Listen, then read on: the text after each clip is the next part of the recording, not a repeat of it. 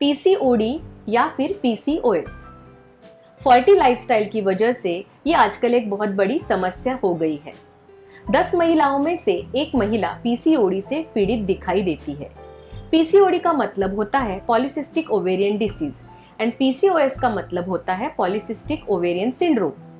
अभी इन दोनों में फर्क देखा जाए तो पीसीओएस, इसमें ग्रुप ऑफ सिम्टम्स दिखाई देते हैं, इसलिए इसे सिंड्रोम कहा जाता है। अब ये पीसीओडी एग्जैक्टली होता क्या है? हेलो, नमस्ते, मैं हूँ doctor Jyoti Jangle, MD Ayurveda. Welcome back to my channel Ayurveda and health. तो ये पीसीओडी एग्जैक्टली होता क्या है, ये जानने के लिए सबसे पहले नॉर्मल मेंस्ट्रुएशन मीन्स स्वाभाविक मासिक धर्म क्या है वो जानना जरूरी है। स्त्रियों में हर महीने में बीज ग्रंथि से मतलब ओवरी से एक स्त्री बीज परिपक्व मतलब मैच्योर होके 14वें दिन बाहर निकलता है। इस प्रोसेस को ओव्यूलेशन कहा जाता है। अगले 14 दिन तक अगर गर्भधारणा नहीं हुई तो स्वाभाविक रूप से मासिक धर्म आ जाता है। इस प्रोसेस को नॉर्मल मेंस्ट्रुएशन कहा जाता है। पीसीओडी में बीज ग्रंथियों में मतलब ओवरीज में जो फॉलिकल्स होते हैं, डेवलपिंग एग्स होते हैं, वो इमैच्योर होते हैं या फिर एक साथ बहुत से फॉलिकल मैच्योर होना शुरुआत हो जाती है, जिस वजह से ओव्यूलेशन की प्रोसेस नहीं हो पाती और ये आगे जाके सिस्ट का रूप धारण कर लेते हैं। ये सिस्ट पानी से भरे हुए फोड़ों की तरह या फिर बबल्स की तरह होते हैं। बहुत सी परेशान माताएं अपनी बच्चियों को अनियमित मासिक स्राव के लिए क्लिनिक में लेके आती है। तो पीसीओडी में एग्जैक्टली क्या सिम्टम्स दिखाई देते हैं वो अभी डिटेल में देखते हैं। पीसीओडी का सबसे पहला सिम्टम है इर्रेगुलर मेंस्ट्रुएशन मतलब अनियमित मासिक स्राव। कुछ महिलाओं में 2-2 या 3-3 महीने के बाद महीनावारी आती है।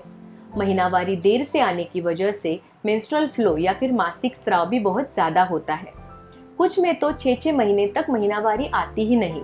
कुछ ऐसी भी महिलाएं होती है जिनको दवाइयां लिए बगैर महीनावारी आती ही नहीं।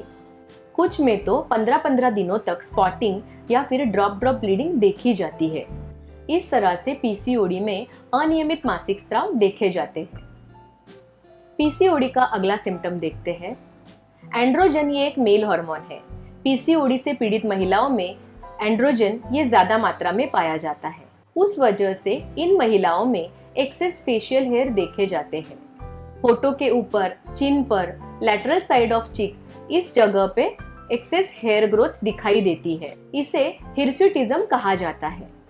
इसी के साथ शरीर के अलग अलग पार्ट पर कालापन होना जैसे नेक, नेप, अंडर आर्म्स, इसे एक्नेथोसिस नाइग्रिकेंस कहा जाता है। ऑयली स्किन, एक्ने, पिंपल्स, मुखदुशिका ये सिम्टम्स भी इन लोगों में देखे जाते हैं। पीसीओडी का अगला सिम्टम है वेट गेन या फिर ओबेसिटी। इंसुलिन रेजिस्टेंस की वजह से पीसीओडी की महिलाओं में वेट गेन हो जाता है। ब्रेन में हाइपोथैलेमस होता है जिसमें पीयूष ग्रंथि मतलब पिट्यूटरी ग्लैंड होती है।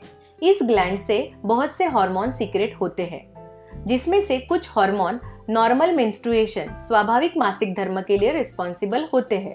पीसीओडी में ये हार्मोन्स भी डिस्टर्ब हो जाते हैं, उस वजह से मासिक धर्म भी इर्रेगुलर हो जाता है। पीसीओडी की वजह से आगे जाकर महिलाओं में वंध्यत्व मतलब इनफर्टिलिटी, इसकी भी तकलीफ देखी जाती है।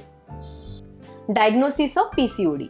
अब ये पीसीओडी डायग्नोज कैसे करना है, तो इसके लिए रॉटरडैम क्राइटेरिया बताए गए हैं, जिनमें 3 चीजें होती है। सबसे पहली चीज USG that is ultrasound, second is menstrual irregularities and third clinically या फिर बायोकेमिकल टेस्ट से शरीर में एंड्रोजन हार्मोन की अधिकता होना।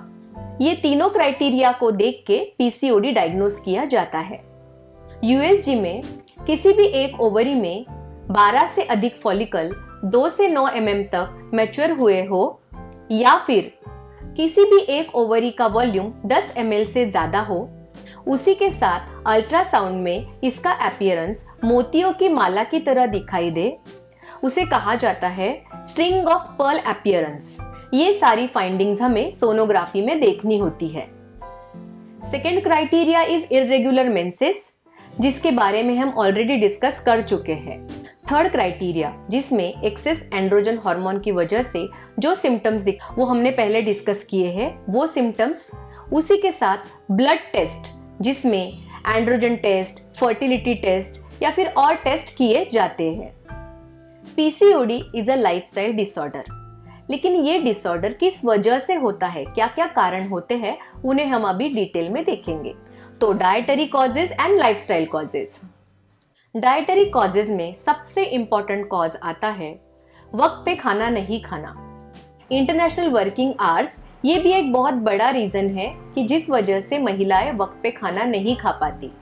हॉस्टल में रहने वाली लड़कियां या फिर जिन्हें खान पान की सुविधा नहीं है, ऐसी लड़कियां junk food, bakery products, Chinese, ये चीजें प्रेफर करती है, जिस वजह से उन्हें आगे जाके पीसीओडी की तकलीफ हो सकती है। ओवर ईटिंग, ये भी एक बहुत बड़ा रीजन है। विरुद्ध आहार मतलब इनकम्पैटिबल फूड कॉम्बिनेशन, ये भी एक रीजन बताया गया है। उसी के साथ स्टेल फूड, रात का बचा हुआ खाना या फिर फ्रिज में रखा हुआ खाना, अचार, पापड़, सॉल्टी फूड, इसका सेवन, ये सारे पीसीओडी के डाइटरी कॉजेज बताए गए हैं। अभी हम लाइफस्टाइल से रिलेटेड कॉजेज बताएंगे। सेडेंटरी लाइफस्टाइल, ये एक मेन रीजन है पीसीओडी का। फिजिकल एक्टिविटी की कमी, एक्सरसाइज की कमी, रात में देर सोना, सुबह देर से उठना, ये भी एक बहुत इम्पॉर्टेंट रीजन आजकल देखा जाता है। लड़कियों को पढ़ाई की वजह से स्ट्रेस होता है, उसी के साथ देर रात तक पढ़ाई करनी होती है, उस वजह से लेट तक जगना होता है। महिलाओं को मल्टीटास्किंग करने की आदत होती है, घर संभालना, घर के साथ ऑफिस संभालना, उसका स्ट्रेस होता है। नौकरी के लिए या फिर पढ़ाई के लिए लड़कियों को बहुत ट्रैवल करना पड़ता है, ये भी एक रीजन बताया गया है। Sitting at one place for longer time, काम की वजह से एक जगह पे बहुत देर तक बैठना पड़ता है। आयुर्वेद शास्त्र में रजस्वला परिचर्या का वर्णन किया गया है, जिसमें मासिक धर्म के वक्त महिलाओं ने किस तरह का आहार करना चाहिए, किस तरह का विहार करना चाहिए, ये डिटेल में बताया गया है। अगर इन नियमों का पालन नहीं किया गया तो भी पीसीओडी आगे जाके हो सकता है। इन सारे कारणों से हार्मोनल इम्बैलेंस हो जाता है और पीसीओडी जैसी गंभीर व्याधि हो जाती है। आयुर्वेद शास्त्र में इसकी चिकित्सा के बारे में, आहार विहार के बारे में, पंचकर्म के बारे में क्या बताया है, वो अभी हम डिटेल में देखते हैं। किसी भी व्याधि की चिकित्सा बताते वक्त निदान परिवर्जन, ये सबसे पहला सूत्र आता है, जिसका मतलब होता है जिन जिन कारणों से वो व्याधि हुई है उसको अवॉइड करना। सबसे पहले मैंने जो आपको कारण बताए हैं उनको आपको अवॉइड करना पड़ेगा। डाइटरी रूल्स एंड रेगुलेशन, इसका वर्णन आयुर्वेद शास्त्र में आया है, इसका पालन करना चाहिए। इन डाइटरी रूल्स एंड रेगुलेशन का एक वीडियो हम जल्द ही बनाने वाले हैं। सबसे इम्पॉर्टेंट बात, माइंडफुल ईटिंग करनी है। खाना खाते वक्त फोन पे बात करना या फिर मूवी देखना, ये चीजें नहीं करनी है। पीसीओडी के लोगों को किस तरह का आहार लेना है, तो इन्हें सात्विक आहार लेना है, इजी टू डाइजेस्ट फूड लेना है, उसी के साथ फ्रेशली प्रिपेयर्ड गरम गरम खाना खाना है, षड रसात्मक आहार लेना है, 6 रसों से युक्त आहार लेना है, किसी भी एक रस का अति सेवन नहीं करना है, दूध, घी, इनका नित्य सेवन करना है, उसी के साथ फ्रूट, जो भी सीजनल या फिर लोकल फ्रूट है उसका सेवन करना है। पानी का प्रमाण ऋतु एंड प्रकृति के अनुसार रखना चाहिए। पीसीओडी में क्या क्या एक्सरसाइज करनी चाहिए वो अभी देखते हैं। सबसे पहले ध्यान या फिर मेडिटेशन, इसकी प्रैक्टिस हमेशा करनी चाहिए। उसी के साथ सूर्य नमस्कार, ये बहुत इंपॉर्टेंट आसन पीसीओडी में देखा जाता है। सूर्य नमस्कार के रिलेटेड हमारा एक वीडियो है, जिसका लिंक हम आपको डिस्क्रिप्शन बॉक्स में देने वाले हैं। उसी के साथ एब्डोमेन एंड बैक, यहाँ पे स्ट्रेचिंग देने वाले एक्सरसाइज करने हैं, जैसे कि पवन मुक्तासन, भुजंगासन, शलभासन, नौकासन, अर्ध मत्स्येंद्रासन, धनुरासन, तो ये सारे आसनों की प्रैक्टिस हमेशा आपको करनी है। इन आसनों के साथ साथ स्विमिंग, जॉगिंग एंड वॉकिंग, इनकी प्रैक्टिस भी हमेशा करनी चाहिए। पीसीओडी में क्या क्या पंचकर्म करना चाहिए वो अभी देखते हैं। बस्ती चिकित्सा मतलब सरल भाषा में समझे तो एनिमा ट्रीटमेंट, जिसमें मेडिकेटेड ऑयल या फिर काढ़ा इसका इस्तेमाल किया जाता है। वात दोष के 5 प्रकार बताए गए हैं, जिसमें अपान वायु ये जो प्रकार है इसके कार्य क्षेत्र में मेंस्ट्रुएशन मतलब मासिक धर्म की प्रक्रिया आती है। बस्ती ये वात दोष की सर्वोत्तम चिकित्सा बताई गई है। पीसीओडी के केसेस में बस्ती चिकित्सा बहुत फायदेमंद रहती है। पंचकर्म की और 2 चिकित्साएं हैं, वमन और विरेचन। ये पीसीओडी में बहुत लाभदायी रहती है। वमन मतलब मेडिकल एमेसिस, जिसमें औषधि द्रव्य मुख मार्ग से देकर मुख मार्ग से ही टॉक्सिन शरीर से बाहर निकाले जाते हैं। दूसरी ट्रीटमेंट मैंने बताई थी विरेचन, दैट इज परगेशन थेरेपी, जिसमें मुख मार्ग से औषधि द्रव्य देकर टॉक्सिन्स को गुद मार्ग से शरीर से बाहर निकाला जाता है। ये दोनों भी डिटॉक्सिफिकेशन प्रोसेसेस होती है। शिरोधारा पीसीओडी की कुछ केसेस में ये बहुत उपयोगी होती है।